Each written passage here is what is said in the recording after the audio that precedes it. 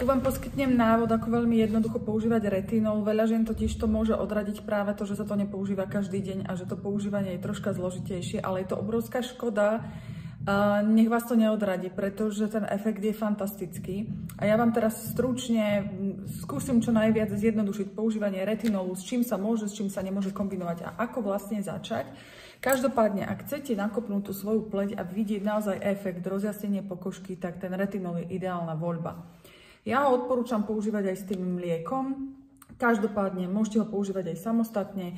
Je to v podstate retinolové sérum, čistý derivát vitamínu A. Máme 9 týždňov na to, aby si tá pokožka zvykla na retinol a teda my ho postupne pridávame do tej pleti.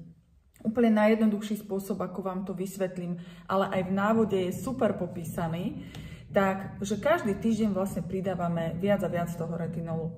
Prvý a druhý týždeň používame raz do týždňa retinol s mliečkom zriedený.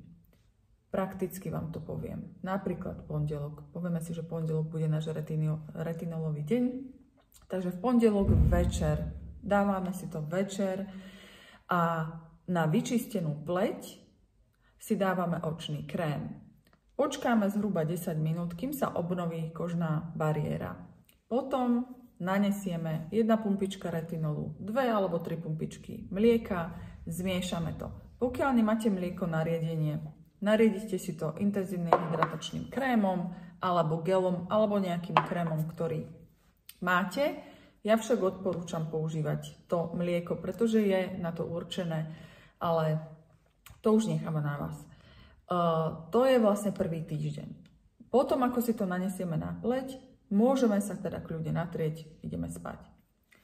Celý týždeň neriešime retinol, môžeme sa občas natrieť mliečkom, alebo myslíme na to, že tú pleť treba viac dohydratovať, čiže viac sa proste natierame.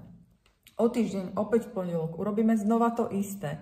Ten istý postup, čiže zmiešame retinol s mliekom, večer po vyčistení pleti počkáme 10 minút, okolo očí dáme očný krém, nanesieme retinol, nakrémujeme, ideme spať. Takže v podstate prvé 4 týždne ho používame iba raz do týždňa. Prvé 2 týždne riedený, druhé 2 týždne neriedený, čiže najskôr retinol, potom mlieko. 5. až 6. týždeň používame retinol 2-krát do týždňa. Takže napríklad pondelok a stredu. 5. a 6. týždeň ho používame 2-krát do týždňa, 7. a 8. týždeň 3 až 5 krát podľa potreby. Z mojej skúsenosti, ja mám skôr suchšiu pleť, takže ja som sa nedostala do bodu 5 krát do týždňa, dostala som sa do bodu 3 krát do týždňa. Potom som prerušila na nejaký čas používanie, pretože som videla, že okolo očí som mala také červené miesta, tá pleť bola totálne prežiarená, ale mala som také ako keby tenučku pokožku okolo očí.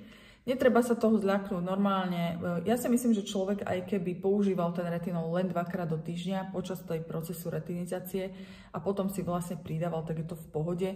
Každopádne mám starostlivosti aj ženy, aj moja mamina napríklad, používala to každý deň a vôbec žiadna suchosť, žiadna červeň, nič. Hej? Takže niektoré ženy naozaj majú tú hrubšiu pleť alebo takú normálny až zmiešaný, masnejší typ pleti a tá pleť toleruje proste perfektne. Po tomto procese retinizácie, ktorý vlastne trvá 9 týždňov, môžeme retinol používať ľubovoľne. Je dôležité, pokiaľ je leto, veľmi výrazný vplyv na účinky retinolu má slnečné žiarenie, takže musíme pleť chrániť, používame faktor. Vždy používame ochranný faktor.